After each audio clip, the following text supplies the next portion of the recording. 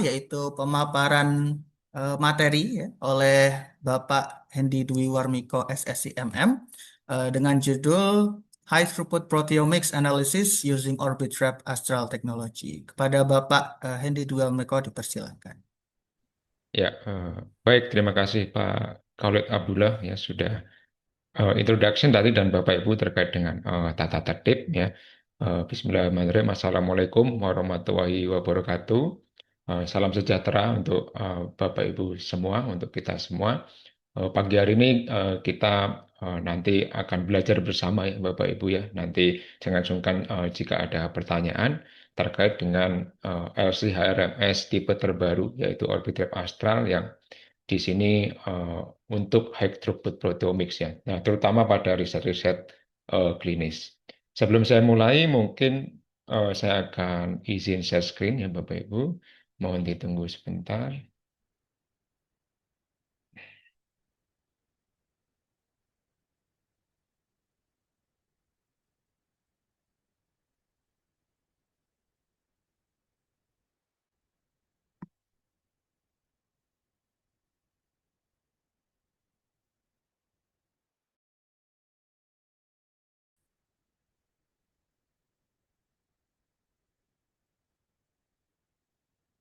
Oke, mungkin share screen-nya sudah terlihat, Pak Khalid.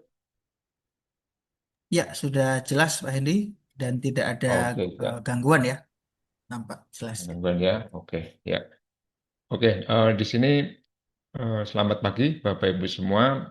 Terima kasih atas waktunya untuk atensinya ya terkait dengan Bapak Ibu sudah meluangkan waktu untuk belajar bersama terkait dengan high throughput proteomik yang memang pada saat ini banyak ya penelitian terkait dengan proteomik dan ekspresi protein maupun identifikasi maupun kuantifikasinya begitu ya. Dan di sini kita mengambil judul high throughput proteomics Analysis using Orbitrap Astral Technology ya. Dan kita akan mengenalkan, mungkin Bapak Ibu sudah familiar dengan Orbitrap ya, dan di sini ada analyzer baru yaitu namanya Astral ya. Itu sebenarnya seperti apa kita akan belajar bersama ya Bapak Ibu. Perkenalkan saya Hendy dari Corpora Science dan Corpora Science mungkin sebelumnya kita bisa perkenalkan lagi ya Bapak Ibu ya bagi yang belum tahu kami merupakan lab riset terkait dengan bidang multiomics yaitu metabolomics, lipidomics maupun proteomics dan kita juga ada beberapa layanan tertentu terkait pendukung dari analisis multiomics tersebut dan kami stand by atau mungkin lab kami ada di Yogyakarta ya Bapak Ibu di daerah Terban Gunung Kusuman ya di kota Yogyakarta. Kami ada LCRMS Orbitrap Exploris 240. Jadi agak berbeda dengan yang kita bahas terkait dengan pagi hari ini ya. Nanti juga ada pemateri dari Novogen ya untuk membahas juga terkait dengan eh, tren-tren penelitian klinis terutama di luar negeri ya dan bagaimana terkait dengan penelitian cohort study yang sudah ada di luar negeri begitu. Jadi kita bisa juga mengambil inspirasi Bapak Ibu yang ada di Indonesia untuk mengikuti mungkin ya penelitian-penelitian yang sudah mulai dijalankan di sana begitu ya. Sebelumnya mungkin customer kami ya rata-rata memang universitas dan sudah banyak sekali Bapak Ibu customer yang mempercayakan analisis multiomik terutama metabolomic proteomik ya ke kami. Dan terima kasih untuk kepercayaannya dan di sini juga setelah itu juga ada banyak publikasi ya yang ditimbulkan terkait dengan hal tersebut. Jadi korporasi ini meskipun 2 tahun tapi masih terus berkembang ya Bapak Ibu terutama di sini ada tambahan-tambahan mungkin layanan yang memang sebelumnya belum ada begitu. Untuk fasilitas kami di dalam korporasi sendiri di Lab Yogyakarta itu ada Orbitrap Exploris 240 yaitu hybrid Orbitrap generasi terkini begitu ya. Jadi di sini bisa resolusi sampai 240.000 pada hampir 200, lalu juga ada beberapa mode bisa untuk proteomik, metabolomic maupun lipidomik. Nanti kita bahas bersama. Dan intinya untuk Orbitrap Exploris 240 ini hybrid ya, jadi ada namanya quadrupole dan ada namanya Orbitrap. Jadi di sini adalah hybrid LC RMS ya, jadi ini HRMS-nya ya Bapak Ibu. Kalau LC-nya kan nanti eh, terpisah ya, jadi ada HPLC yang sebelum inlet sebelum masuk ke HRMS begitu. Nanti kita bisa bahas juga dan terkait dengan penelitian-penelitian yang menggunakan Orbitrap. mohon maaf di sini data sampai 2024, sebenarnya ada data juga sampai 2025 ya. Di sini kalau kita lihat dengan publikasi-publikasi yang high impact jurnal ya, di sini ada Nature and Science, mungkin ada juga eh, Science Direct dan Springer, Wiley dan lain sebagainya. Di sini sudah sekitar 16 tahun itu ada sekitar 157.000 artikel. Tapi kalau kita tambahkan dengan adanya tahun 2025 yang menggunakan Orbit Trap, itu dia ada sekitar 184.000 artikel ya kalau report 2025. Dan di tahun 2025 saja itu ada satu publikasi Orbit Trap itu dalam 19 menit ya. Jadi sangat eksponensial sekali ya pertumbuhannya, kita bisa lihat dari 2009 sampai data di sini 2024 ya, itu sangat banyak sekali. Begitu ada teknologi orbit trap, itu sangat membantu terutama terkait dengan screening senyawa atau mungkin terkait dengan potensi bioaktif atau mungkin metabolomics, proteomics dan eh, lainnya begitu ya. Termasuk juga terkait dengan arah klinis, sekarang sudah mulai ke arah lab mass spectrometry ya. Jadi tidak melakukan analisis konvensional tapi beberapa juga menggunakan multiomics untuk menjawab pertanyaan-pertanyaan terkait dengan penyakit dan lain sebagainya. Oke, mungkin untuk evolusi orbit trap sendiri di sini apa namanya mulai pre-orbit trap artinya tahun 99 mulai ada paper orbit trap pertama, lalu ada pre-orbit trap itu mungkin ada apa nah, prototype ya dari 2003 dan 2005 itu di sini ada LTQ orbit trap artinya orbit trap pertama kali dikomersialkan ya di tahun 2005. Lalu ada beberapa pengembangan-pengembangan, yaitu ada namanya QX Active. Itu sudah di launching di tahun 2011 ya. QX Active series itu ada QX Active Plus, ya mungkin Bapak Ibu yang sudah ada di BRIN, ya ada juga QX Active Plus, ada juga Orbit Rep Exploris juga, mungkin ada di BRIN Sepong ya 120. Mungkin di tempat kami di korporasi ada Orbit Rep Exploris 240 ya, itu untuk LCRMS. Next Generation juga itu di launching di tahun 2020 ya. Waktu COVID lalu malah ada launching Orbitrap Exploris 240 dan Orbitrap Exploris 120. Duluannya itu 2019 itu ada Orbitrap Exploris 480. Jadi resolusinya bisa 480.000 ya pada MRZ 200. Lalu di 2023 ini ada teknologi baru yaitu namanya Orbitrap Astral. Ya, ini mungkin Bapak Ibu di Indonesia memang belum ada ya Bapak Ibu. Maka kita kerjasama juga dengan Novokin. Di Singapura itu ada fasilitas Orbit Trap Astral ya. Dan di sini nanti kita coba perkenalkan bagaimana teknologi ini kok bisa apa namanya bisa menghasilkan high throughput proteomics ya. Itu nanti seperti apa begitu. Dan sebelumnya mungkin presentasi saya lebih terkait dengan teknologi LC-RMS-nya Astral itu sendiri dan beberapa contoh-contoh publikasi. Nanti mungkin tim Novokin ada juga contoh-contoh aplikasi-aplikasi yang bisa digunakan dengan Orbitrap Astral, begitu ya. Nah, intinya kalau kita melihat evolusi ya, jadi evolusi MS ya di sini ada HRAM atau High Resolution Accurate Mesh atau juga nyebutnya LCRMS gitu ya. Ada juga nyebutnya secara istilah itu adalah HRAM High Resolution Accurate Mesh. Itu apakah kira-kira ada konvergensi atau mungkin apa menyatu ya, begitu ya dari beberapa mass analyzer HRMS di dunia begitu ya. Nah, jadi kalau kita melihat panoramik ini ya, panoramik mass spectrometer terutama di dunia high resolution MS ya, itu kan kita ada beberapa mass analyzer. Mungkin Bapak Ibu sudah pernah dengar ada namanya time of flight atau TOF gitu ya. Ada juga MR TOF multi reflecting atau mungkin orthogonal acceleration TOF atau yang TOF biasa begitu ya. Ada juga ion trap, ada juga mungkin FTICR, ada juga orbit trap. Nah, termasuk adanya orbit trap yang ada di lab corporate science begitu ya. Ini dunia HRMS ini sebenarnya sudah start dari tahun 1940-an ya, kembali ke 70-80 tahun lalu, yakni ditemukannya namanya time of flight instrument. Jadi ada namanya TOF dan di sini dia memakai pulse flat ion packet. Ya, jadi ada flat ion packet dan di sini dia mulai dari repetition rate sampai ada teknologi namanya griddless mirror sampai ke flat tube begitu ya. Itu dideskripsikan di apa piramida ini begitu ya. Dan setelah itu juga ada ion akan terkonversi menjadi ke elektron begitu ya. Itu yang diukur adalah intensity versus TOA atau time of arrival ya. Jadi waktu itu yang akan direkam atau waktu terbangnya yang akan direkam. Itu namanya time of flight begitu ya. Nah, setelah itu juga ada teknologi trapping yang di sebelah kiri ini ya. Ini adalah teknologi trapping, yaitu ada ion trap electrode. Jadi dipakai juga konversi ion ke elektron yang sama dan recordingnya juga sama seperti TOF yaitu intensity versus time of arrival. Namun di sini penggunaan apa namanya radiofrekuensi dan namanya gas field dan hiperbolik ini digunakan ya di dalam ion trap ini untuk ngetrap ionnya begitu ya untuk ngetrap untuk menjebak ionnya dan akan eksitasi by ultimate fields di situ ya. Dan di sini juga ion trap akan broke low energy. Jadi dia akan menggunakan low energy injection masuk ke dalam MS dan capability untuk perform MS to the end. Jadi kan ion trap dia bisa MS1, MS2, MS3, MS4 ada sampai MS10 begitu ya. Itu ion trap. Tapi ion trap ini dia resolusinya masih resolusi rendah begitu ya yang ditampilkan pada piramida kiri bawah ini.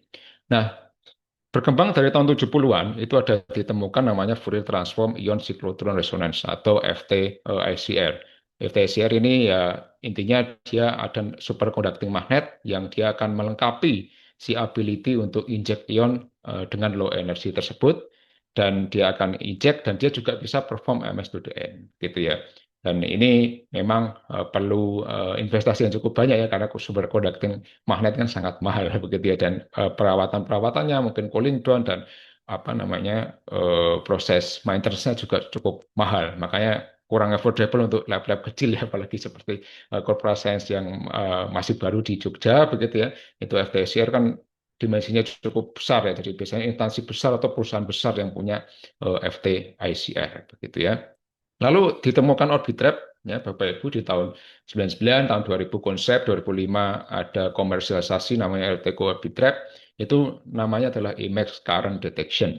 Itu sudah digunakan sama seperti FCR yaitu FT processing yaitu Fourier transform yang dia akan mengcreate signal yang di-follow dengan very long path dari ultra high vacuum. Jadi di sini ada path yang panjang dalam ultra high vacuum dan saat ini secara resolusi maupun performa itu Orbitrap sudah bisa mendahului FTSCR ya karena dia menggunakan prinsip yang sama yaitu image current detection, Fourier transform juga untuk processingnya dan dia juga pada di ultra high vacuum ya, tapi dia menggunakan electrostatic field. Jadi tidak menggunakan superconducting magnet.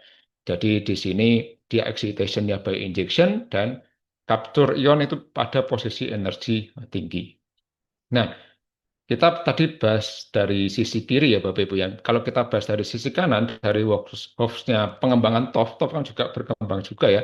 Itu mulai dari orthogonal acceleration TOF atau OA-TOF, itu dia flat kombinasi dengan pulse acceleration namanya. Jadi pulse acceleration ini ada apa ya semacam eh, lebih cepat gitu ya diakselerasi dengan flat ion paketnya. Ya, jadi di sini juga ditambah ion mirror, jadi dicermin-cerminkan begitu, dan deteksinya itu baik konversi ion ke elektron. Dan akhirnya dia dideteksi dari analog sinyal ke digital signal begitu. Dan instrumen TOF ini karakternya ductil cycle-nya sekitar 5-10%, jadi penggunaannya ditambahkan dengan grid maupun dengan multi reflection TOF atau MR TOF gitu ya. Itu dia tujuannya adalah untuk freely focusing ion. Jadi pad yang panjang itu dia juga bisa menggunakan gridless mirror ya di pada multi reflection TOF ini. Tapi ya sama aja tetap kalau time of flight duty cycle-nya itu masih pretty low, sangat rendah ya, kurang dari 1% kalau dihitung ya, less than 1%. Dan sekarang kalau kita lihat piramida ini, dua cabang dari piramida sebelah kiri, yaitu adalah trapping instrumen termasuk orbit trap, sebelah kanan adalah time of flight, begitu ya. Itu keduanya adalah menuju ke titik tengah, begitu ya, atau titik pertemuan memusat atau menyatu. Nah, makanya biasanya ada juga ketika ketika kita melihat overlap fitur dari trapping ini, yaitu MS trapping versus time of flight, itu utamanya adalah multi reflection time of flight dan orbit trap begitu ya. Jadi ini paling-paling atas ini ya, itu menuju titik temu yang sama begitu ya, atau memusat atau menyatu atau convergence begitu ya. Nah, di sini dia utamanya itu dan keduanya ini kalau kita lihat itu menggunakan nanosecond ion packet dan injected high energy juga, dan dia juga temporal focusing, jadi secara sementara itu focusing, eh, dan multipass system, dan di sini juga elektrostatik yakni periode oksilasi ya itu proporsional dengan mass to charge ratio. Jadi kalau kita lihat irisan ya antara orbit trap dengan multi reflecting TOF ini ya di situ. Dan deteksinya juga take place pada millisecond, ya, travel time, dan dia juga dideteksi pada high vacuum. Tapi untuk step selanjutnya untuk mengatasi permasalahan ini atau melengkapi piramida ini, itu bagaimana? Begitu ya, adalah teknologi yang diperlukan untuk bisa mencapai step next level untuk performanya lebih baik daripada sekedar hanya menyatukan keduanya begitu ya. Jadi ada namanya nanti teknologi astral yang kita bisa bahas bersama begitu ya. Jadi sebelum ke arah piramida tadi untuk melengkapi orbit trap dan TOF tadi ya, itu kita hari ini Bapak Ibu sesuai judul ya, kita membahas terkait dengan proteomik. Mohon maaf tadi lebih terkait banyak fisika begitu ya. Jadi kita kembali ke biologi, mungkin kembali juga ke kedokteran dan lain sebagainya. Di sini kita membahas terkait dengan central dogma begitu ya. Jadi di sini proteomik sebagai tool yang sangat potensial untuk unlock ya potensial biologi. Kalau kita lihat mungkin 15-20 tahun lalu ada significant work yang memang dikerjakan yang sudah selesai in terms of genomics ya. Jadi di atas 1 billion genetic variants yang teridentifikasi. Namun kalau kita tahu bahwa dengan genomik saja itu tidak dapat menjelaskan ya atau genomik secara alone ya sendiri itu tidak dapat menjelaskan disease etiologi, patologi dari banyak disease begitu ya. Jadi kurang cukup saja kalau kita membahas terkait dari sisi genomics ya.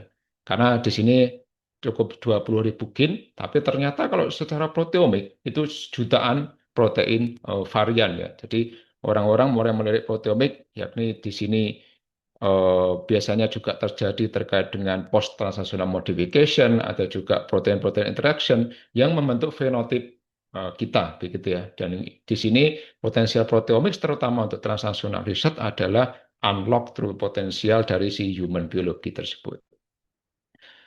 Oke, kita tadi bicara central dogma, jadi kita mungkin akan jabarkan agak satu persatu ya Bapak Ibu. Jadi central dogma dalam biologi ini telah berkembang pesat seiring dengan penerapan teknologi baru ya, yaitu untuk memahami fungsi sel ya dengan lebih baik. Nah, mungkin di sini ada namanya whole genome sequencing ya. Jadi mungkin Bapak Ibu pernah dengar Human Genome Project ya, itu menghasilkan kemampuan untuk melakukan whole genome sequencing yang memberikan keseluruhan urutan genetik dari suatu sel begitu ya. Jadi di sini setelah itu biasanya transkriptomik ya, itu DNA ke RNA begitu ya, itu muncul untuk memberikan wawasan ya mengenai pola ekspresi gen melalui transkrip RNA tersebut. Jadi studi dan teknik ini sangat berperan untuk membangun fondasi ya Bapak Ibu ya untuk membuka berbagai kemungkinan dalam sel biologis. Nah, namun untuk pendekatan transkriptomik ini juga belum sepenuhnya menggambarkan kondisi aktual yang dari suatu sel tersebut. Jadi di sini makanya ada namanya proteom karena hanya proteom yang bisa dapat melakukannya. Jadi hal ini karena protein itu fungsinya tidak hanya diatur oleh ekspresi, Bapak Ibu. Karena di sini juga ada terjadi namanya post translational modification, ada juga localization, mungkin Bapak Ibu pernah dengar istilah juga degradation dan lain sebagainya. Nah, oleh karena itu, untuk memahami biologi seluler dalam tingkat fungsional, kita harus memahami juga namanya proteom. Nah, untuk studinya adalah namanya proteomics ya. Jadi Bapak Ibu rata tahu apa sih proteomics begitu ya tadi studi dalam untuk apa mendeteksi begitu ya berbagai protein yang ada di dalam sel maupun dalam sampel-sampel biologis begitu ya. Nah, untuk itu biasanya tantangan yang terjadi adalah rata-rata proteomics itu susah gitu ya Bapak Ibu. Jadi banyak yang bilang proteomics susah dan tantangannya juga bukan terletak juga pada pentingnya yang apa ya sudah diakui dalam biologi dan sebagainya, tapi terkait dengan kompleksitas ya, kompleksitas dari si analitik ya, yang dia banyak atau besar begitu ya. Dan ini protein juga diekspresikan dalam dinamik ring yang sangat luas ya, sehingga membutuhkan teknik yang dia mampu mengukur hingga ribuan order magnitude begitu ya. Dan juga banyak kopi yang protein memiliki copy number yang rendah ya. Jadi sehingga memerlukan pengukuran dengan MS itu dengan sensitivitas yang sangat tinggi begitu ya. Dan di sini juga biasanya protein juga mengalami modifikasi seperti PTM atau mungkin menghasilkan sekumpulan multiple proteoform dan lain sebagainya dan menghasilkan akhirnya hasil yang kompleks begitu ya. Makanya rata-rata wah susah ini proteomics begitu ya. Dan satu protein pun itu juga dapat memiliki fungsi yang berbeda tergantung pada tipe sel yang diekspresikan itu kok lokasi di dalam kompartemen sel itu bagaimana begitu ya, tergantung fungsinya begitu ya. Dan kombinasi berbagai tantangan ini juga berpotensi membuat proteomics ini saat belum sepenuhnya Bapak Ibu terrealisasi seperti mungkin genomics ya, itu lebih lebih jelas begitu karena di sini banyak challenges terutama kompleks sampel ini, misalnya very low input, ada Bapak Ibu mau penelitian single cell ya, itu kan sampelnya 10.000 kali less sampel, jadi perlu sensitivity. Dan juga ada namanya pengennya high throughput biar cepat ya kayak sequencing gitu ya, itu di sini masih ada permasalahan MS-MS yang istilahnya HRMS teknologi yang ada di saat ini. Nah, makanya di sini rata-rata gold standard untuk teknologi proteomik memang mass spektrometri, Bapak Ibu, atau spektrometri massa begitu ya. Jadi rata-rata memang HRMS gitu ya. Dan instrumen itu juga ada memiliki beberapa area yang perlu ditingkatkan. Yaitu yang pertama adalah kita dapat mencapai performa analitik yang bagus begitu ya. Yang pertama itu yang dicari begitu ya. Yang kedua adalah kita kadang belum mencapai kondisi di mana semua analit dari of interest kita ya itu dapat terdeteksi secara konsisten dalam analisis rutin. Nah, itu beberapa kali mungkin terkait isu reproducibility dan lain sebagainya. Yang ketiga adalah sensitivitas yang ada saat ini kadang masih belum cukup untuk memetakan analit kita secara komprehensif dalam konsentrasi yang sangat rendah, misalnya ADS dalam single cell sensitivity, coverage-nya juga kurang maksimal dan lain sebagainya, begitu ya. Oke, mungkin sebelum adanya orbit trap, tadi saya bilang di depan ada namanya time of flight ya Bapak Ibu ya. Itu terkait sensitivity, ada banyak pertanyaan-pertanyaan menantang ya Bapak Ibu. Jadi challenging question terutama dengan time of flight atau TOF teknologi ya, sebelah kiri ini ya, ini TOF ya. Jadi mengapa kadang banyak ya yang bilang TOF itu tidak sensitif begitu ya. Salah satunya adalah kalau kita lihat orthogonal acceleration di dalam TOF ini ya, ini kan apa ion mirror dan lain sebagainya dan masuk ke detektor begitu ya.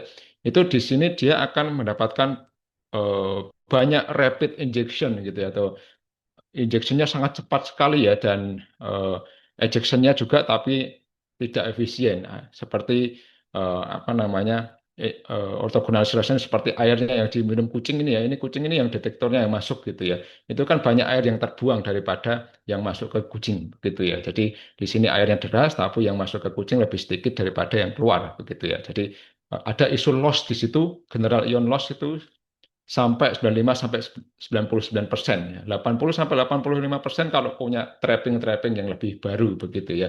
Tapi tetap aja loss-nya kan banyak ya. Jadi ibarat kucing ini ya. Dan mungkin yang sebelah kanan itu kita lihat di sebelah kanan manusia ini yang meminum keseluruhan dari gelas tersebut begitu ya. Meskipun ini lebih lambat ya, tapi ini ibarat si trap ke orbit trap, jadi dia diakumulasi dulu ke single ion extraction sample ya di dalam si trap tersebut. Dan di sini mengapa adalah kunci dan rahasia kenapa orbit trap itu dapat achieve high sensitivity ya, karena di sini dia akan mengakumulasi dulu begitu ya, untuk sebelum di trap masuk ke orbit trap ada namanya seed trap ya, untuk mengakumulasi di ada namanya vessel ion trap gitu ya, disebutnya adalah seed trap. Oke. Nah, itu tadi top sama orbit trap, tapi di sini ada namanya orbit trap astral, Bapak Ibu. Wah, itu apalagi ya, itu makhluk astral apa gimana gitu kan. Kadang banyak yang tanya seperti itu ya, karena di sini sebenarnya adalah tantangan spesifik tadi yang dialami oleh TOF ya, Dan juga penyempurnaan dari Orbitrap untuk high throughput terutama proteomics Bapak Ibu ya. Jadi di sini banyak juga teknologi-teknologi yang memang novel Bapak Ibu, ini baru Astral ya, tapi sudah pengembangan juga di sini sudah belasan tahun lalu ya pengembangannya. Jadi baru di launching 2023 kalau nggak salah, mulai pengembangan awal di Astral itu di 2007 ya. Jadi di sini sudah banyak sekali, nanti Bapak Ibu kita bisa belajar bersama apa itu orbit trap astral begitu ya. Mungkin Bapak Ibu yang belum familiar orbit trap ya mungkin bisa juga melihat prinsip-prinsip orbit trap. Mungkin di webinar-webinar kita sebelumnya ada recordnya di YouTube, mungkin bisa info admin Corpora Science ya, nanti bisa dikasih linknya begitu ya untuk orbit trap. Tapi kalau kita di sini juga lebih fokus terkait membahas astral analyzer, dan ini sudah mulai banyak digunakan di ilmuwan-ilmuwan di dunia begitu ya, meskipun ini masih teknologi baru begitu ya. Jadi Orbitrap astral dengan namanya Orbitrap ini digabungkan dengan astral, jadi kombinasi Orbitrap dan novel astral analyzer begitu ya. Di sini namanya astral menghadirkan kombinasi dua high resolution MS ya analyzer yang saling melengkapi sebenarnya. Jadi mulai dari hardware sampai workflow-nya sampai kita bisa dapat insight yang lebih luas begitu ya. Jadi Orbitrap Astral ini dilengkapi dengan tiga analyzer. Yang pertama adalah quadrupole di sini. Yang kedua adalah Orbitrap, ya. Yang ketiga adalah Astral yang besar di belakang ini namanya Astral Analyzer begitu ya. Jadi quadrupole Bapak Ibu sesuai dengan namanya, dan mungkin Bapak Ibu sudah pernah pakai di LC-MS biasa atau LC-MS MS atau GC-MS, itu biasa pakainya quadrupole ya kalau yang low resolution. Itu tujuannya adalah untuk menseleksi mass to charge dengan transmisi tinggi ya. Dan di sini kalau orbit trap-nya itu untuk resolusi tinggi dan high dynamic range, dan astral itu untuk high sensitivity dan scan rate yang sangat cepat. Jadi fungsinya beda-beda Bapak Ibu. Jadi kombinasi ini memungkinkan performa analitik yang lebih komprehensif Bapak Ibu untuk menganalisis sampel kita ya, terutama untuk heteroproteomics dalam satu platform. Jadi kalau kita tahu kan untuk high resolution ini kan memerlukan long multi reflection track ya. Jadi di sini nanti ada multi reflection track. Jadi ada reflection between mirror, jadi dua control dimension dan lain sebagainya. Nah, ini tracknya ini sekitar 30 meter untuk ionnya ya Bapak Ibu, kalau kita nanti lihat kita belajar bersama ya. Nah, untuk bagian front end dari Orbitrap Astral ini telah dioptimalkan untuk sensitivity dan robustness. Jadi ion source-nya baru ya, namanya brightest ion source di sini. Nah, instrumen ini dilengkapi ion source terbaru lah ini. Dan untuk menambahkan sensitivitas kita ada namanya isi ion internal kalibran ya. Jadi untuk meningkatkan akurasi, dan kita bisa lakukan kalibrasi secara rutin ya, secara otomatis juga untuk schedule calibration ya. Dan juga ada namanya adverse active beam guide. Jadi di sini untuk mereduce noise ya, jadi meninggalkan yang netral-netral, dan dia melalui proses pre-filtering. Dan di sini ada namanya teknologi quadrupole yang memang terbaru ini ya. Di sini yang quadrupole-nya ini dia bisa meningkatkan transmisi, dan isolasinya dia sekitar 0,4 Dalton ya. Dan dia punya switching time-nya sekitar 1 ms, sangat cepat sekali, dan dia menggunakan automatic configuration switching dan meningkatkan robustness secara keseluruhan. Baru masuk ke orbit trap, baru ke astral yang di belakang ya, karena nggak cukup ini gambarnya. Jadi setelah mulai ke quadrupole ini, kita masuk ke high resolution pertama, yaitu orbit trap yang ada gambar pink itu ya Bapak Ibu ya. Jadi kita sudah familiar ya terkait orbit trap ya. Dan di sini telah lama digunakan lah untuk pengukuran dengan high dynamic range dan mass akurasi yang sangat tinggi. Dan resolusinya ini sangat tinggi sekali. Kalau di orbit trap astral, orbit trapnya resolusinya 480.000. Yang teknologi ini sudah luar biasa. Tadi saya bilang untuk publikasi-publikasi ya, ada hampir 200.000 publikasi orbit trap sejak pertama kali ditemukan. Nah, setelah orbit trap itu masuk ke astralnya, jadi ini gambar potongan tadi ya, itu tidak berhenti di orbit trap saja kalau orbit trap astral. Jadi Thermo Fisher ya itu mengembangkan namanya Astral Analyzer, itu singkatannya adalah Asymmetric Track Lossless Analyzer ya, atau Astral. yaitu singkatnya astral gitu ya, apa seperti makhluk astral begitu ya. Dan ini melengkapi secara sempurna melengkapi Orbitrap. Jadi astral analyzer itu merupakan kombinasi dari 4 major unit ya. Jadi ada 4 major unit di sini, yaitu yang pertama adalah ion prosesor. Nah, ion prosesor ini dia menerima ion dari tahapan sebelumnya, lalu akan difragmen. Dia ada 2 mode di situ ya, di high pressure region, dan dia akan transfer ke low pressure region, dan dia akan selanjutnya akan menginjek ke injection optik ya. Jadi dia melalui injection optik lalu masuk ke namanya multi reflection asymmetric ion mirror begitu ya. Jadi ini kan miring gitu ya namanya. Jadi asymmetric ion mirror. Jadi mirror ini dia dari planar electrostructure gitu ya. Jadi di sini dia tilted atau miring gitu ya, dan di sini akan meng-create ion asimetrik dengan ionnya juga akan reject back ya, balik ke dynamic range, namanya high dynamic range detector ya itu namanya. Jadi dia juga pulse detector. Jadi sistemnya ini bisa 200 spektra per detik. Sangat cepat sekali ya 200 spektra per detik, dan Astra Analyzer ini merupakan hasil riset sekitar 15 sampai 20 tahun riset pengembangan ya, di mana setiap komponennya ini telah dioptimalkan secara eh, komprehensif dan terpadu begitu ya, yang memang ini belum pernah ada analyzer seperti ini sebelumnya begitu ya. Jadi ini pertama kali ada analyzer seperti ini yang bisa sangat cepat tapi lossless. Jadi potensi lossnya itu sangat kecil sekali dibandingkan dengan time of flight tadi gitu ya. Jadi ion ini pertama-tama ditransfer dari si ion routing multipole ke ion prosesor begitu ya. Lalu nanti ada animasinya di belakang ya, mungkin nanti lebih gampang begitu ya. Jadi ada namanya deteksi astral analyzer ini, di mana memberikan transmisi yang sangat tinggi di atas 90% gitu ya. Nah, ngomong piramida ini lagi balik ya. Jadi tadi sudah ketemu ya titik temunya antara konvergen antara trapping ya, orbit trap, FTC dan ion trap ya dengan TOF gitu ya. Itu piramida yang paling puncak adalah astral analyzer gitu ya. Jadi di sini melengkapi puncak piramida ini, dia adalah titik temu atau konvergensi dari si trapping dari time of flight ya, dari cabang multi reflection TOF ini ya, yang dia juga mengutilisasi 3D focusing dengan long pad, lalu juga pakai gridzless mirror gitu ya. Dan similar juga dengan Orbitrap ya, dia menggunakan push eh, radio frequency trap ya. Dan di sini menggunakan injected fall over, dan yang paling penting itu mengutilisasi konsep yang sama dengan Orbitrap, yaitu adalah satu shot menghasilkan satu spektrum, yaitu yang sama persis dengan Orbitrap ya.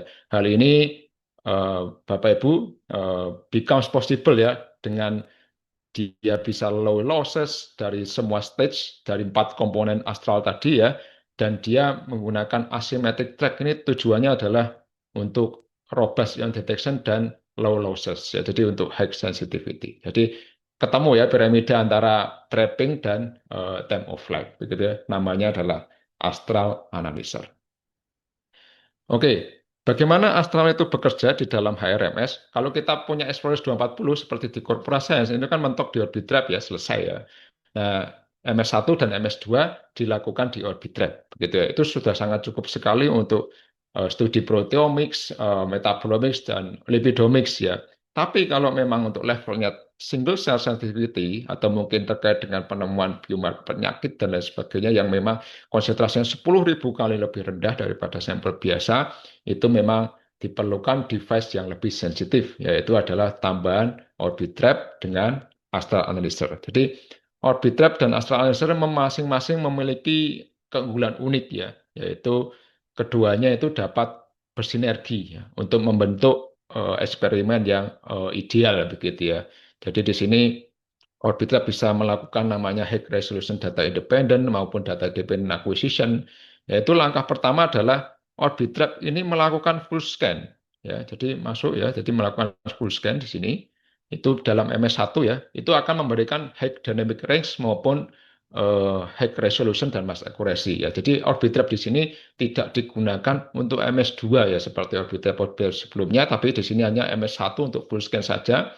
Proses ini dilewatkan dari mass window tertentu menuju ke quadrupole, eh, ion routing multiple balik ke C-trap lalu ke orbit trap ya. Itu untuk deteksi MS1 begitu ya.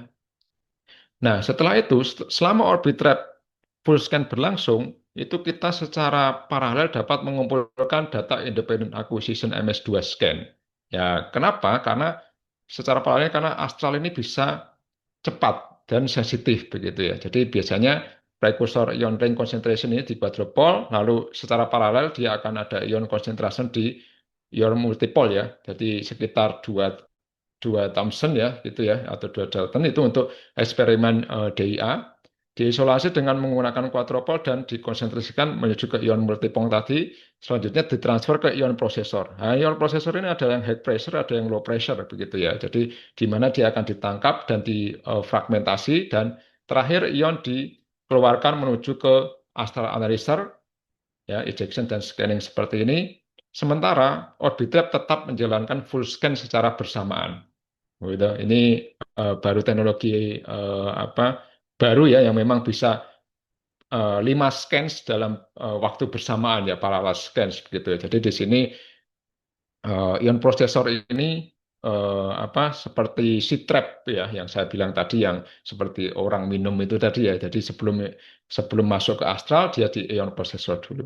Nah, tentu saja proses ini tidak akan seefisien jika hanya menangani satu paket ya. Makanya di sini bisa 5 ion paket ya secara paralel. Jadi seiring setiap ion paket bergerak melalui tahapan analitik, ion paket berikutnya sudah mulai diproses. Jadi pendekatan ini sepenuhnya secara maksimal khususnya pada orbit trap astral sehingga meningkatkan efisiensi begitu ya. Jadi ada di 5 ion paket, orbit trap, ion routing multipole, ion processor, quadrupole maupun di astral analyzer. Ya, jadi bisa langsung seperti ini. Nah, ini belum ada teknologi sebelumnya seperti ini ya, namanya orbit trap astral yang memang teknologi yang baru dan dia bisa memproses secara paralel simultaneously dengan dynamic ion modulation.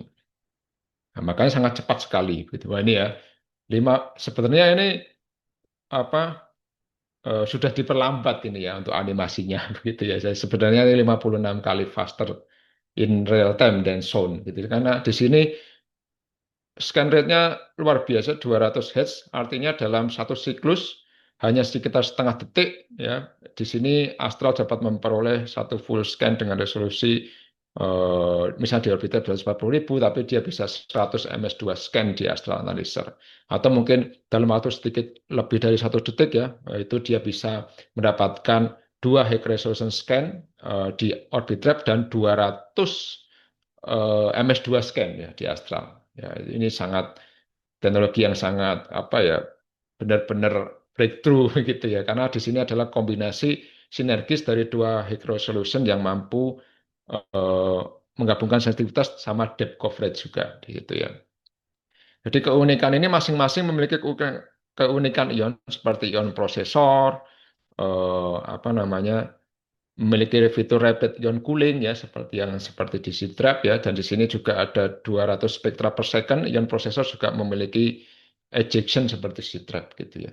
Nah, di sini juga terutama pada bagian multi reflection asymmetric mirror ini dia memiliki fitur high order ampersand independent spatial dan temporal focusing juga seperti orbit trap persis ya. Tapi ini namanya adalah astral analyzer.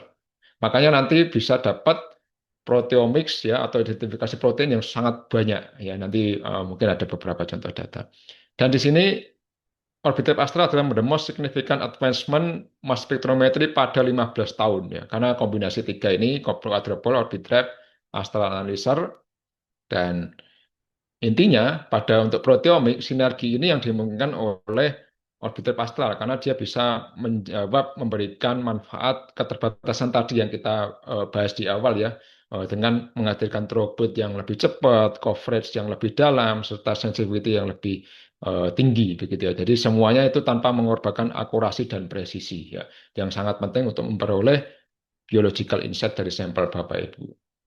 Nah, di sini faster throughput kita bilang lebih cepat seperti apa? Karena kalau kita lakukan data independent acquisition narrow window ya, jadi di sini satu sampel itu hanya perlu sekitar 8 menit saja sudah dapat 8.000 protein group. Ya, jadi ini belum ada teknologi seperti ini sebelumnya, begitu ya, sebelum Astra. Jadi biasanya 8 menit itu siklus sampel ya dari injection ke injection. Jadi gradiennya biasanya 5,5 menit, nanti 2,5 menit untuk washing, equilibration sama loading begitu ya. Jadi performanya benar-benar 8 menit bisa mengidentifikasi lebih dari 8.000 protein group di sampel, misalnya contoh di plasma atau serum begitu ya untuk clinical.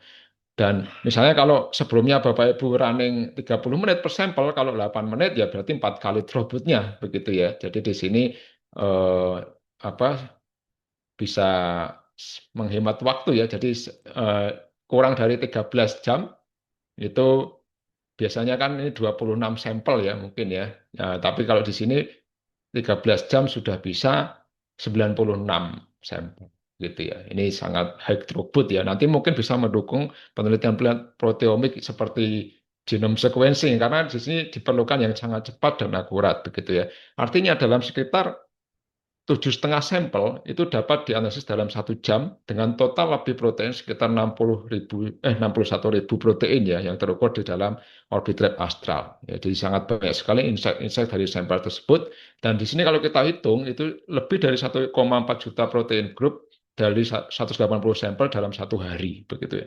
Ini luar biasa bisa 180 sampel sehari ya. Jadi mungkin nanti Novokin bisa cerita ya bagaimana mengenai proyek-proyek kohort besar sampel-sampel klinis begitu ya. Jadi hasilnya juga sangat konsisten begitu ya.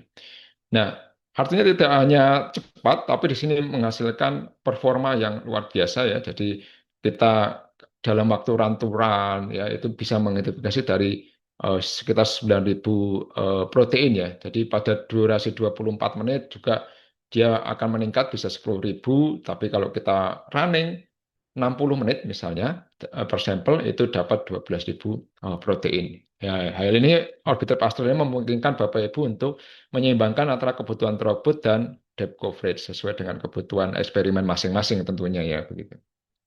Nah, dengan pendekatan ini orbital astral juga diperkuantitatif coverage baik itu label free quantitation Bapak Ibu tanpa label ya, jadi tanpa label isotop maupun dengan label atau mungkin Bapak Ibu yang sudah familiar dengan tandem mass spec begitu ya. Mungkin di Indonesia masih belum familiar ya. Saya rasa di luar negeri sudah banyak memakai tandem mass spec proteomics quantitation begitu ya. Ini banyak sekali apa fraksi-fraksi ya dan 11.000 protein ini quantified dari 60 menit tadi begitu ya. Nah, setelah itu juga deeper coverage artinya tidak hanya throughputnya besar tapi coveragenya juga lebih dalam begitu ya. Jadi saat ini juga kita dapat mengidentifikasi sekitar 12.000 protein. Angka ini biasanya sudah sebanding dengan RNA sequencing ya. Jadi sebenarnya sudah cukup baik gitu ya. Tapi kan untuk proses mencapainya kan masih kompleks, banyak preparasi, offline vaksinasi, injeksi yang banyak dan akuisisi dan lain sebagainya. Nah, sekarang kita tidak hanya mampu mencapai 12.000 dalam protein dalam 1 jam dengan single shot, tapi Orbitrap Astral ini bisa memungkinkan identifikasi lebih dari 15.000 protein menggunakan metode multi-shot. Ya, jadi dengan sampel fractionated human cell line biasanya sekitar 4,5 jam, begitu ya. Ya, ini depth ini belum pernah ada sebelumnya teknologi seperti ini sebelasan tahun lalu gitu belum ada begitu ya. Nah, terus di sini selain mampu mencapai depth of coverage, Orbitrap Astral ini juga memberikan throughput yang belum pernah ada. Jadi kita kalau bicara plasma proteomics ya begitu. Jadi rata-rata memang sulit dianalisis ya, karena kan biasanya di apa dominasi protein dengan high abundance, contohnya albumin gitu kan. Itu kan dia apa menimbulkan tantangan besar dalam dinamik ring. Nah, oleh karena itu biasanya ada namanya analisis need plasma. Biasanya dia hanya mampu mengidentifikasi beberapa ratus protein.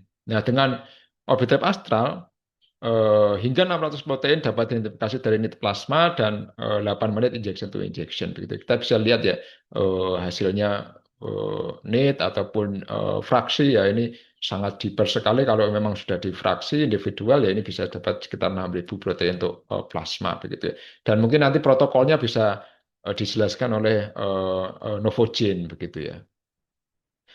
Oke.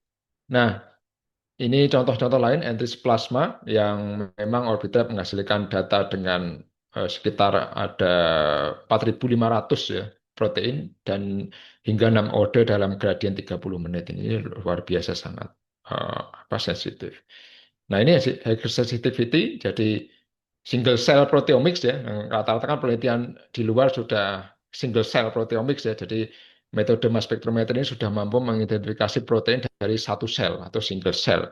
Sekitar 3.500 protein dengan throughput sekitar 40 single cell per hari begitu ya.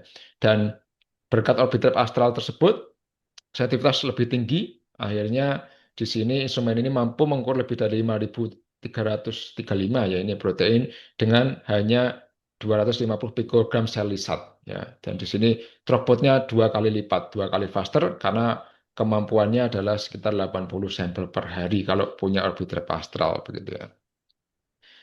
Oke, dan artinya ya kalau dibandingkan ya tadi 40 ke 80 harusnya lebih cepat begitulah ya. Dan nggak cepat tapi juga presisi di sini. Ini juga contoh dari label free quantitation begitu ya dari data E. coli maupun yeast ini ya di sini ya. Ini bisa dilihat untuk pendekatan data independent acquisition ini dievaluasi dengan eksperimen 3 proteom ya dengan rasio yang sudah diketahui. 5 sampel berbeda dibuat dengan masing-masing mengandung 500 nanogram di sini. Jadi apa kita bisa lihat hasilnya apa cukup ya satisfied ya di sini ya. Jadi kita bisa menunjukkan hampir seluruh proteom dari E. coli maupun Saccharomyces cerevisiae ini dapat beridentifikasi meskipun dalam latar belakang campuran yang kompleks gitu. Nah, ini juga ada contoh-contoh lain untuk yeast dan E. coli rasionya ini. Jadi oke. Nah, Orbitrap Astra sendiri ini ya singkatannya asymmetric track lossless analyzer. Ya meskipun ada juga masih loss sedikit ya, jadi 90% lebih masuk ya, tapi ada juga nggak sepenuhnya 100% lossless gitu ya. Jadi di sini ada namanya eh, dapat penghargaan ya HUPO Science and Technology Award 2024 R&D Disruptor of Year. Ini luar biasa penemuan Australia ini karena 2 tahun setelah launching dari 2023 launching ya 2025 2 tahun itu sudah research outputnya 10 kali ya artikelnya sangat banyak sekali. Nah sekarang baru 3 minggu lalu itu Orbitrap Astra sudah 1.000 publikasi. Jadi belum ada yang menyaingi seperti itu sebelumnya ya.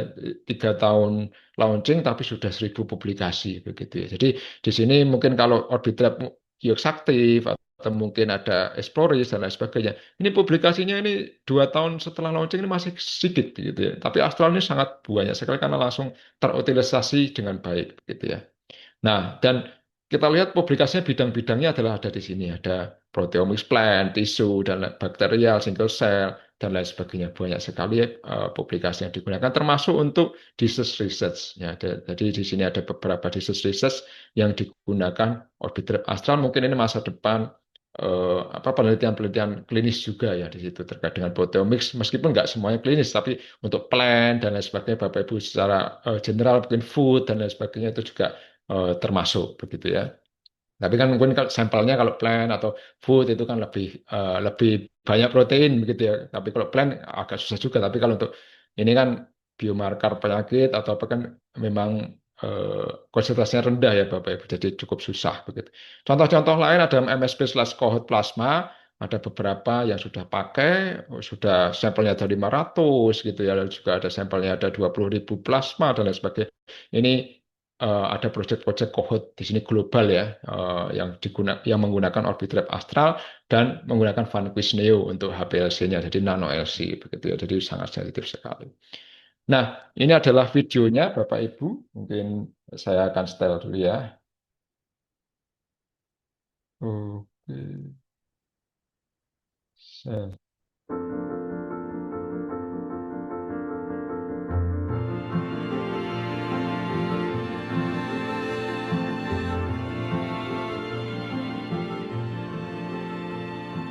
High-resolution data-independent acquisition.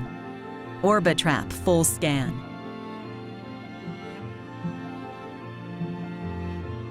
Nah ini MS1 tadi ya beda scan di MS1.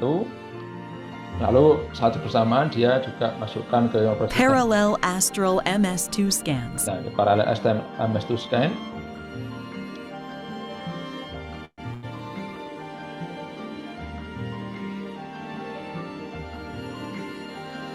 At a speed of 200 hertz.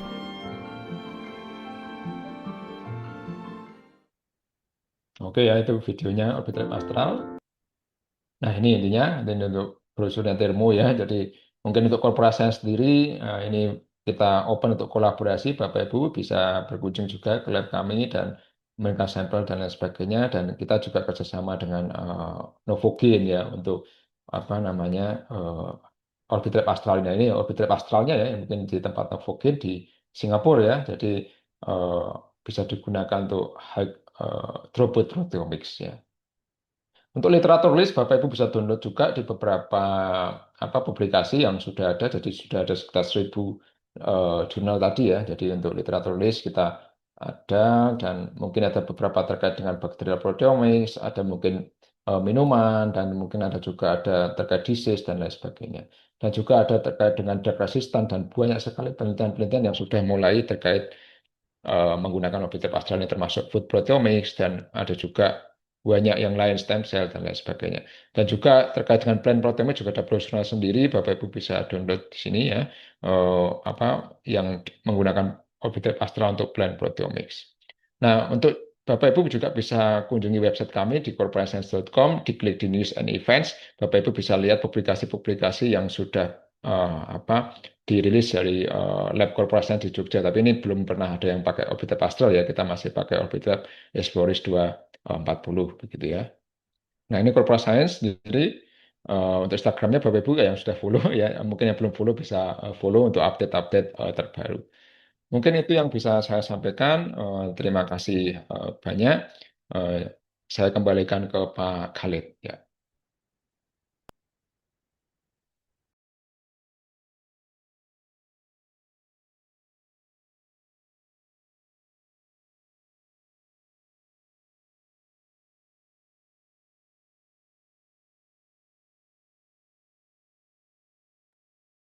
Baik, terima kasih Pak Hendi atas pemaparan materinya. Selanjutnya dibuka sesi Q&A. Baik, dipersilakan. Mungkin tiga penanya ya. Baik, dipersilakan Bapak Ibu apabila ada pertanyaan dapat raise hand ya atau melalui kolom chat.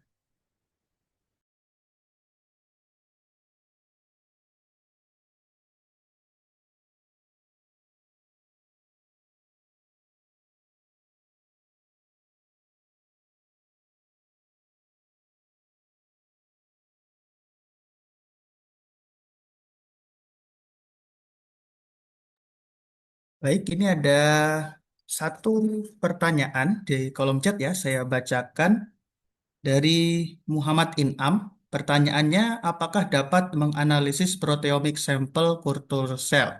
Oke, baik, Pak. Ini mungkin dapat dijawab. Oke ya, untuk terima kasih Pak pertanyaannya di sini untuk menganalisis potensi sampel kortisol ya sangat bisa ya. Jadi di situ tadi sensitivitinya astral sangat apa namanya sensitif ya, yang itu sangat memungkinkan sekali. Jadi proteomik dengan orbitrap exploris kami aja sudah bisa, apalagi dengan orbitrap astral ya. Pasti proteinnya sangat banyak sekali yang bisa teridentifikasi. Mungkin itu Pak. Baik, sudah terjawab ya Pak Inam ya. Oke. Silakan Bapak Ibu peserta yang lain apabila ada pertanyaan, persilakan langsung saja eh, open mic atau melalui kolom chat ya.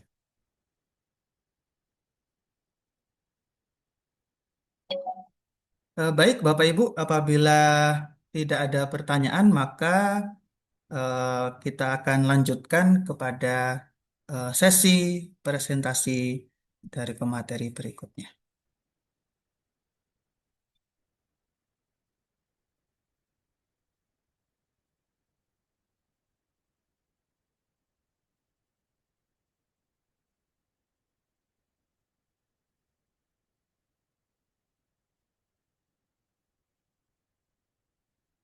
Okay, ladies and gentlemen, the participant, now we will going to the next session, the next presentation uh, by Dr. Yue Bai Zhang with the title Proteomics Services for Clinical and Translational Research.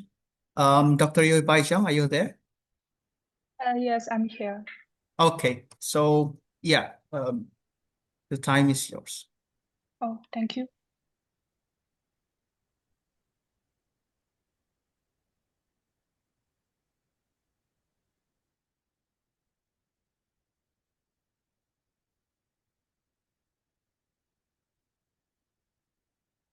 Hello everyone. I'm Zhang Yuebai. I'm from Beijing. Today I will share proteomic services for clinical and translational research in our company. First is an overview of DNA-based proteomics. As we all know, proteins are the primary executor in all life activities. Proteome is a complex of proteins and it's a dynamic map. And the proteomics is a powerful tool for analyzing proteome, including post-translational modifications, subcellular localizations, cell signaling transductions, protein-protein interactions, and so on. It gives us a comprehensive understanding for biological processes. So, truly understanding life activities requires us to move from genetic blueprint to proteome landscapes. Alzheimer's mass system is a gold standard for proteome analysis. And this system has three parts, HPLC, MS1, and MS2. MS1 scans all the signals from all targets, and MS2 only scans the signals from the selected targets. The correlation between MS1 and MS2 enables protein identification. So, which ions are selected for MS2? The data acquisition modes decided. And there are two data acquisition modes, DDA and DIA. DDA means data dependent acquisition, and DDA means data independent acquisition. And we can see these figures. DDA only selects the top 20 or top 40 peptides with strong signals and a high abundance for MS2 detection. And these low abundance peptides are missed. Thus, the corresponding information is lost. And DDA is very different. MS1 spectra are split into many different isolation windows, and MS2 collect all information across all windows without any omissions. And this tag improves the data coverage and reproducibility. Previously, traditional DIA was not the mainstream tag because of many technological difficulties. The main issue is the interference of different peptides in the same windows, and we can see these figures. Many different peptides coexist in the same windows, and the MS2 spectra will be very complex. And it's very difficult to distinguish the origin of the signals in MS2. And to overcome these issues, we have to generate reference maps. This process is just like looking something up in a dictionary, and the quality of reference maps directly depends on the final results. However, generating suitable reference maps is very expensive and inefficient. And now we have new tag, library-free DIA. The biggest improvement of this tag is isolation windows. Library-free DIA has narrow isolation windows, and we can see these figures. Each isolation windows only contains one single peptide at a time. It reduces or even eliminates the co-isolation of peptides. And the spectra and the MS2 spectra become clear, and we don't need reference maps anymore. This tag enables high accuracy and sensitivity.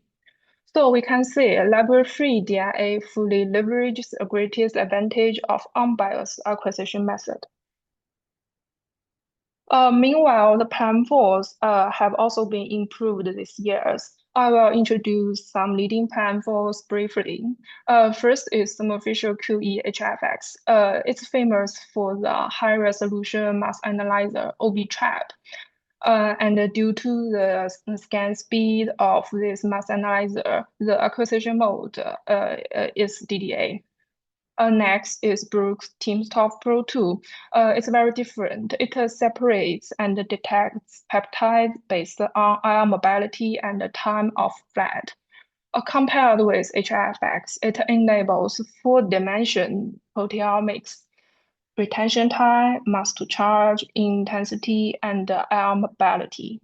On the one hand, adding one metric could improve the data quality. On the other hand, raw data becomes too complex to analyze. And this platform is often used for chemical compound analysis. In our company, we employ some official OB-Trap, ASTRA platforms, and this system has three mass analyzer. First is quadruple mass analyzer, two features chargeless particles. Next is MS1 OB-Trap mass analyzer. As I said before, it delivers ultra high mass accuracy and resolution. The third one is MS2 Astra mass analyzer. It enables ultra high scan speed and sensitivity. And we can see this table, the scan speed of Astra is so fast, and it also has superior sensitivity. Furthermore, the isolation windows in Astra are narrow to 2 Dalton. All these features in Astra enable library-free DIA. In conclusion, these cutting-edge platforms makes higher throughput, deeper coverage, and eye sensitivity control. And we can see these figures. It's the whole workflow of Astra platform. First is HPLC. HPLC separates peptides based on hydrophilicity. Next is ESI. It's used for ionization. And next is quadruple mass analyzer, OB-Trap mass analyzer, and Astra mass analyzer.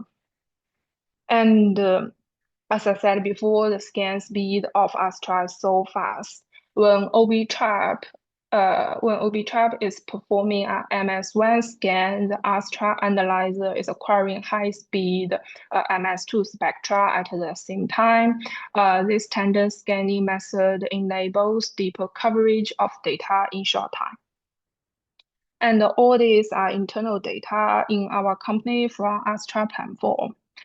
We can see these figures. The platform delivers high throughput identification, even at ultra high scan speed of 118 samples per day. It identifies over 8,000 samples.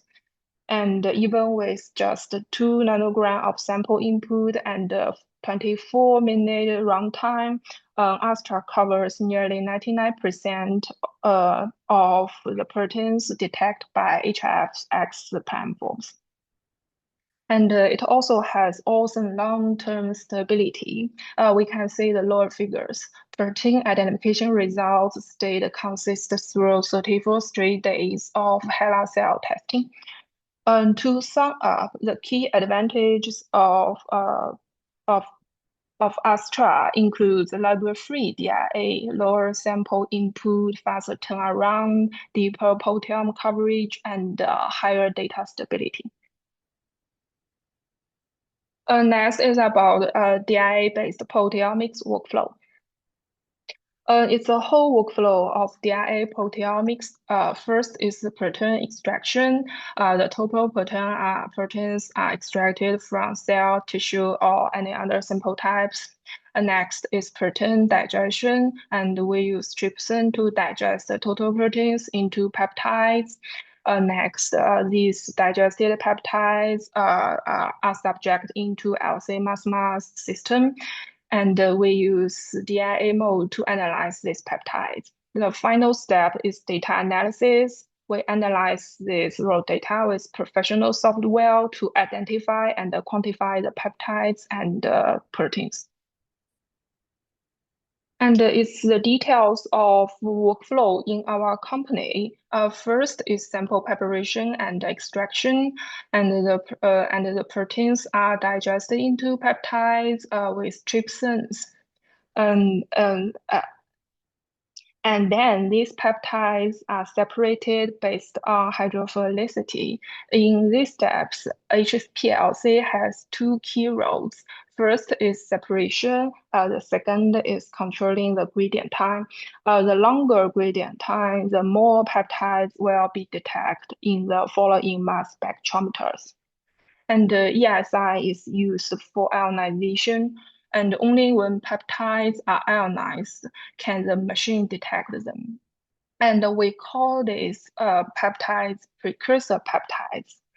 Then the precursor peptides run into MS1 OB trap. After the MS1 scan, these precursor peptides are separated into many isolation windows according to their mass to charge values. And the HCD cells is used to fragment peptides based on isolation windows, and the fragment ions will be detected by MS2, the Astra. And as I said before, the scan speed of Astra is so fast. Every second, Astra can acquire 40 spectra. This means the OB trap and Astra can work together. Where OB trap performs MS1, Astra performs MS2 analysis of the previous isolation windows. This coordination enables highly efficient detection. Finally, we get the raw data, and then we use the software for species-specific database searching and the SwissPol and the UniPort are recommended databases. And to sum up, peptides in Astra platforms are separated based on retention time, intensity, mass to charge value, and all this information will tell us proteins identification and quantification. As I said before, after database searching, we can get the information we could use. Now I will explain why. This is the raw data directly generated by the machine. We can see they consist of many peaks with information on mass to charge value and intensity. The animal assay sequence is not directly read from the raw data. To decode this data, we use the software to compare the experimental spectra against the theoretical spectra derived from a database.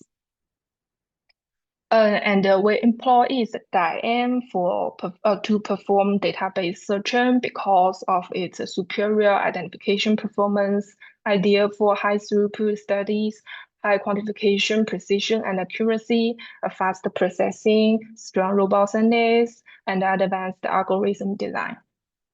In short, DIAM utilizes deep neural networks to distinguish the real signals as well as new quantification and interference correction strategies. Of course, whatever the software is, the strategy is bottom up from MS2 fragment ions to protein level results. It's a core workflow of mass spec-based proteomics.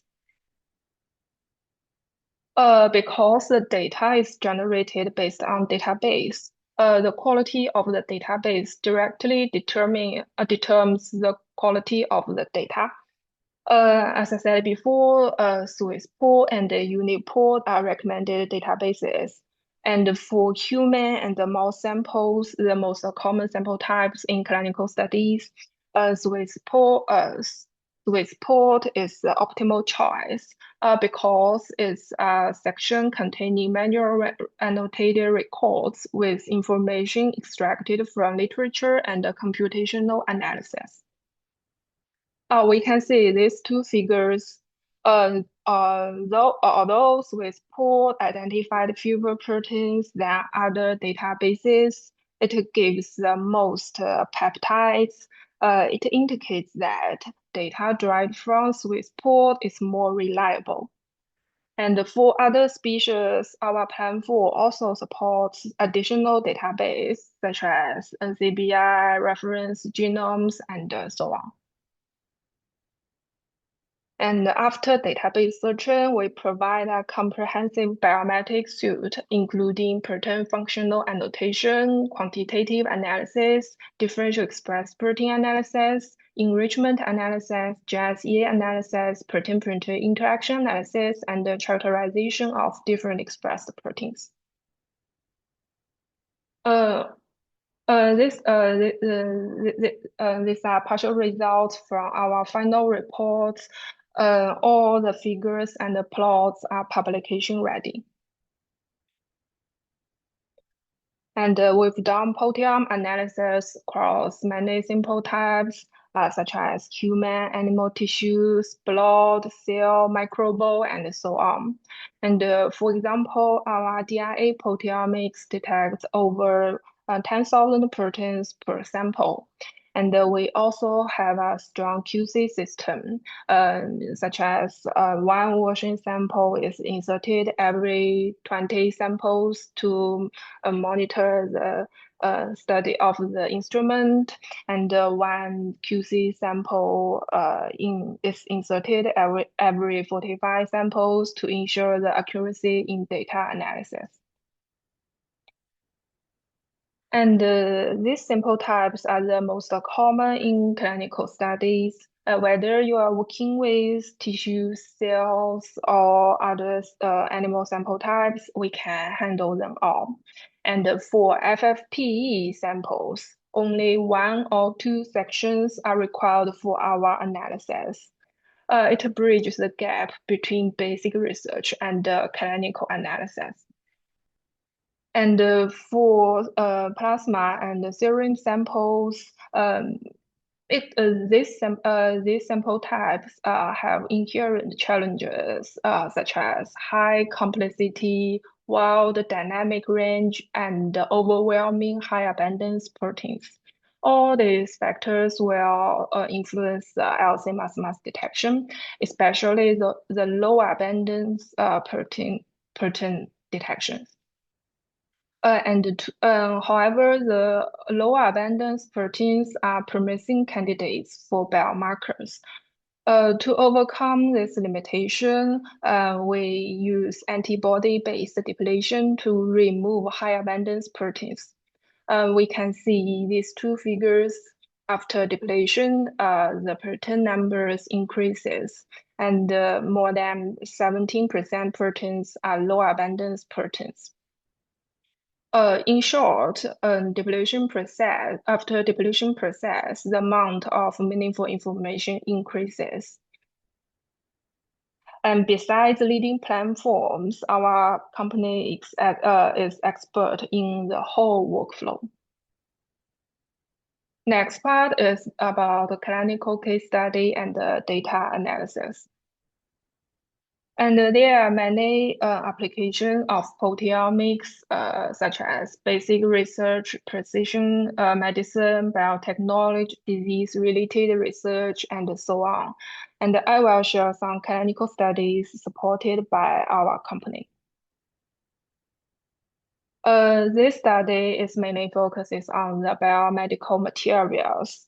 And through animal experiments, it was discovered that tissue bandage could promote angiogenesis, regulate voiding behavior, and bladder function after MPG injury. And in these studies, proteomics revealed the potential mechanisms of MPG injury and the repairing. Especially the pathway enrichment analysis and the protein-protein interaction analysis. This analysis enabled more in-depth data mining and a faster identification of key proteins and the related pathways. And of course, all this analysis and the visualizations will be provided in our final report. And this multi-omic study shows how meal timing reshape liver's rhythms. First, researchers constructed two groups of mice with different feeding habits, NRF and DRF, and then they collected the liver tissue for proteomics, PTM proteomics, and metabolomics. By comparing these two groups of mice, the results show that the phosphorylation of a key clock protein PER2 acts as a critical nutrient sensing hub. This finding connects the nutrition state directly to the regulation of the circadian clock. And because of the untargeted acquisition mode, proteomics found the rhythms of many lipid biosynthetic proteins were reprogrammed, with metabolomic data validating this observation and the results. This study used proteomics for discovery and metabolomics for validation. This integration provides a system-level insight into biological processes. And this case is about colorectal cancer. And the study constructed two cohorts, EOCRC and LOCRC, to compare molecular characteristics across genomics, epigenomics, transcriptomics, and proteomics. After integrated analysis, it revealed that EOCRC specific expression pattern and key signaling pathways, and it clearly shows the fundamental biological differences between early and late onset disease. Meanwhile, the researchers identified a potential diagnostic biomarker LMTK3, and this finding was supported by strong evidence from both transcriptomics, proteomics, and single-cell transcriptomics. In summary, this work proves our multi-omic solutions can decode disease-specific patterns and discover new biomarkers. And of course, as we all know, when conducting large-scale clinical cohort study, ensuring reliability and the quality of data is very important. And to guarantee the high-quality results, we have a comprehensive QC system, including instrument QC and sample QC. And we also provide a comprehensive QC report for every subject. Furthermore, we followed a standard workflow to overcome bench effect. We use pool sample as QC sample, and each bench starts and ends with one QC sample, and one QC sample inserted every 45 study samples. And for plasma or series samples, we use standard plasma as positive control to monitor the data quality. And in analysis stage, we perform intra-bench correction to eliminate in-run technical variations and inter-bench correction to align cross-run data distribution. And we also provide a cohort QC report and some visualizations. We can see these two figures from our reports. After correction, samples clustered by experimental group rather than by bench. With this complete QC framework, we can ensure data reproducibility and accuracy, supporting the smooth execution of every clinical cohort project. And this part is about our biomarker solutions, which is vital for clinical research. Biomarkers are objective measures of cellular and organismal state, present, and future. It helps us understand the relationships between biological factors and human disease to improve our ability to diagnose, monitor, or predict disease risk.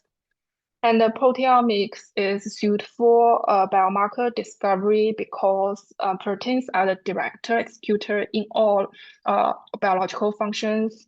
And the proteins also provide rich and actionable molecular insight from accessible clinical specimens. And for more convenient and in-depth biomarker discovery, we have developed the AI-powered biomarker discovery. Our workflow have six streaks. First is database, the preliminary screening. It covers all application areas such as disease diagnosis, risk prediction, disease subtype identification, survival prediction, and so on. Second is data standardization. We utilise data scale eliminate the systematic biases to ensure data compatibility. Third is multi-algorithm feature selection. We use these 3 algorithms and these 6 evaluation metrics for unbiased screening, overfitting, suppressing, streamlined core feature set regeneration. Next, we use K-flow cross-validation to ensure reliability results and meta-learner based enabled learning to improve model generalization and prediction stability. Finally, we ensure user-friendly deliver. Our model could directly enable outcome of phenotype prediction for new sample. Backed by high throughput proteomics, we provide a complete and efficient pipeline to drive biomarker discovery and clinical translation. And for our biomarker discovery solution, we not just provide a list of features and their weights, but also provide many useful and meaningful visualizations, such as algorithm performance validation, feature expression heat map, feature correlation heat map, and so on. In short, our solution accelerates the discovery of biomarkers and supports precision medicine and translational research. And many studies have proven the strengths of algorithm-powered biomarker discovery. And due to time constraints, I won't go into details. And all these studies shows the potential and broad clinical utility of algorithm for biomarker discovery. And proteomics is the central hub of multiomic research, linking genomics, transcriptomics, metabolomics, PTM proteomics to decode biological system. Proteomics integrated transcriptomics is the most common multiomics approach, but single omics or transcriptomic integration cannot determine the causal association between gene, proteins, and phenotypes. The causal relationship is critical for clinical study and understanding disease pathogenesis. And to overcome this limitation, we have developed genome protein correlation analysis. And this integration includes 2-part pQTL analysis and Mendelian randomization. PQTLs are some genetic variant loci related to protein expression levels. First, we use SNP data from genomic to identify some loci associated with protein expression levels. This analysis established a direct genetic link to the proteome. Then we applied MR analysis to test whether protein expression levels truly cause outcomes. So how does it work? And we track 2 key associations. First is the link between genes and protein levels, which is confirmed by pQTL analysis. The second is the link between genes and outcomes, which is confirmed by MR analysis. And if we see a specific gene correlated with protein levels and the disease risk, we can consider this protein level as a causal factor of the disease. This approach goes beyond simple correction to review true biological mechanisms. Let me sum up this workflow about the integrated analysis of genomic and proteomics. Constructing suitable cohorts is the first step. It's vital for the quality of the following results. Through comprehensive pQTL analysis, we first map genetic loci to protein expression level, identifying key candidates. Then we use MR analysis to validate the causal relationship between proteins and the phenotypes. And as shown in the high-impact publications, this approach constructs a causal network to support biomarker discovery, drug targets identification, and disease mechanisms understanding. And in our company, we just provide some data tables. Our report includes rich visualizations to support your interpretation and presentation.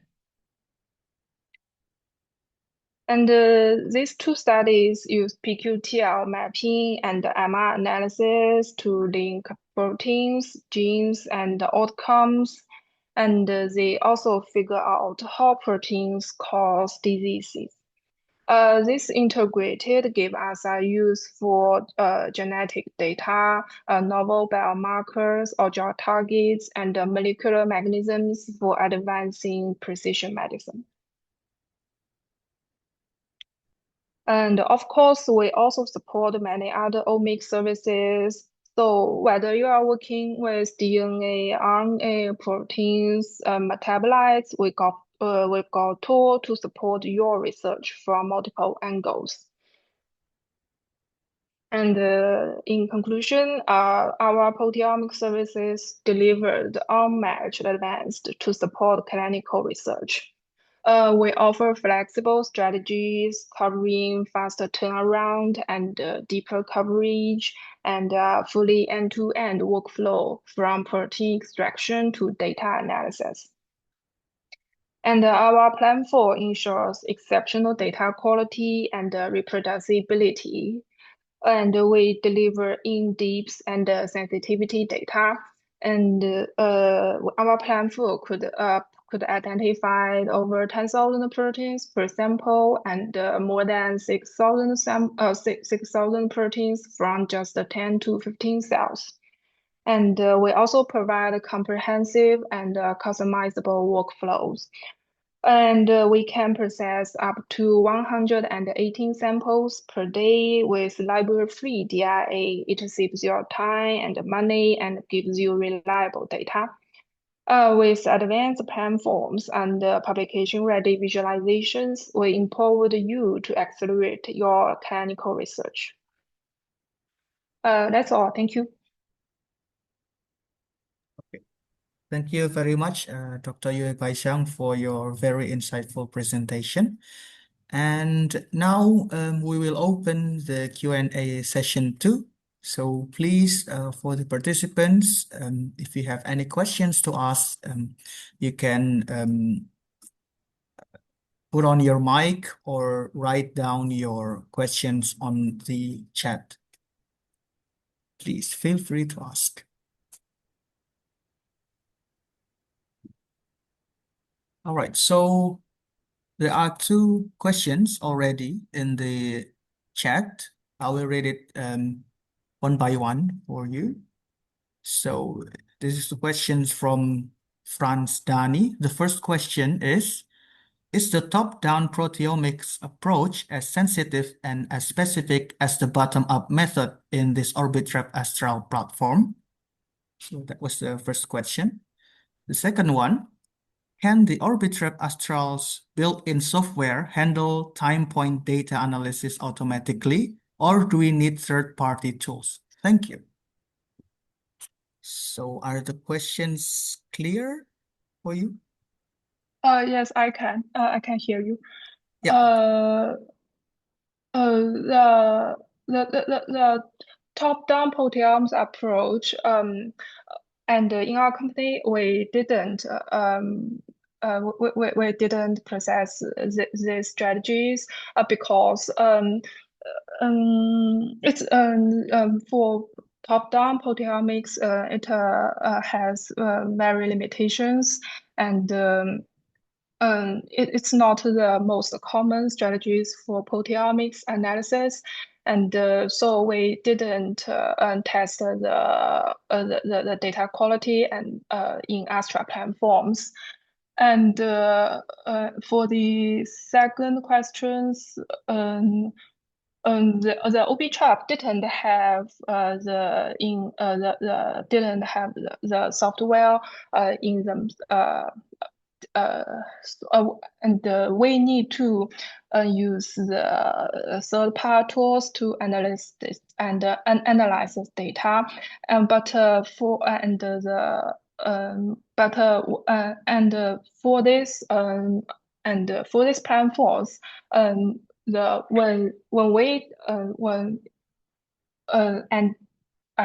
all, and we need the third-party tools.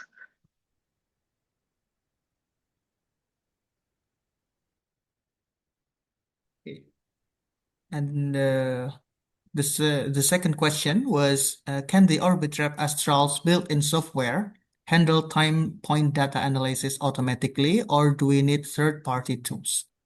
They don't have, so we need the third-party tools. Okay. I hope that answers your question, Mr. or Mrs. Franstani. Okay. So any other questions, please?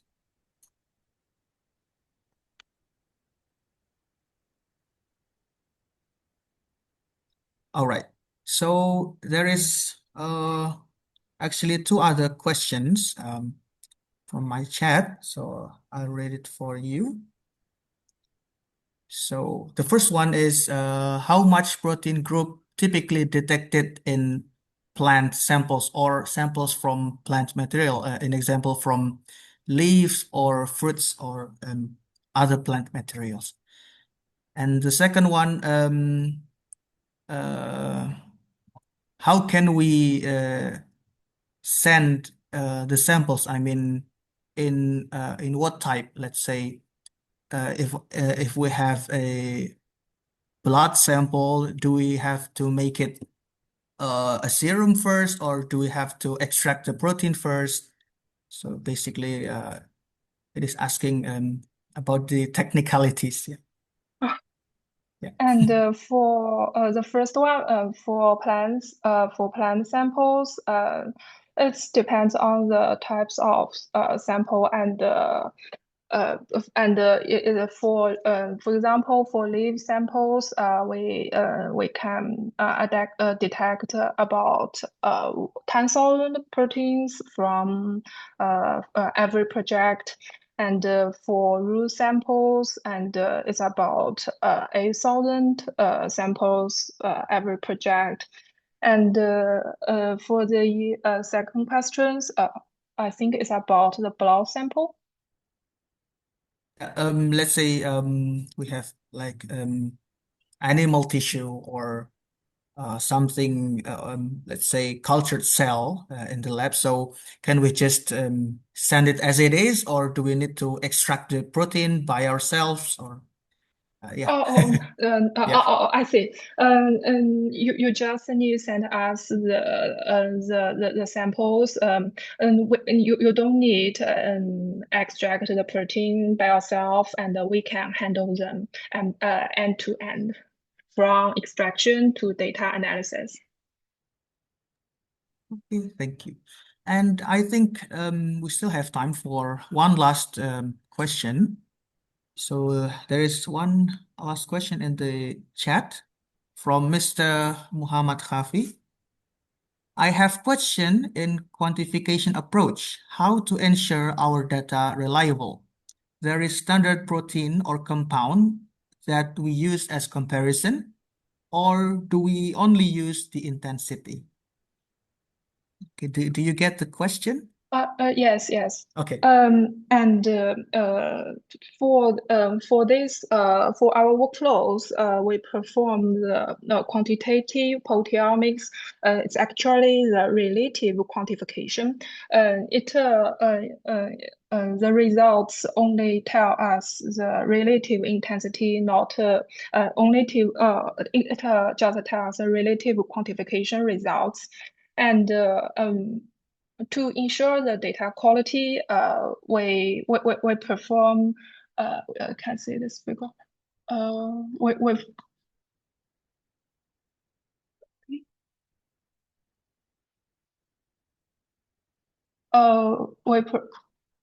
can you see this slide?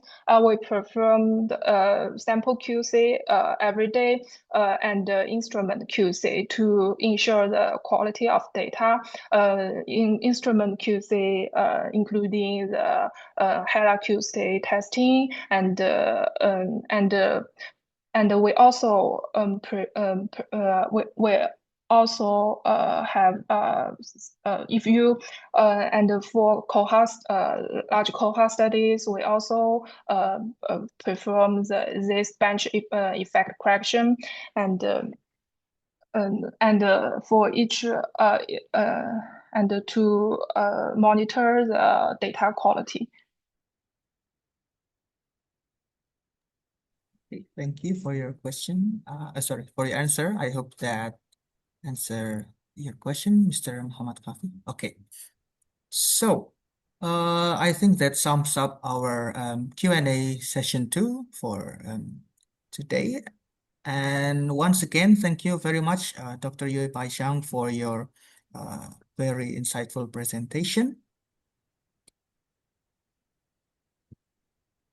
And now I will switch to Indonesian language once again, if you don't mind.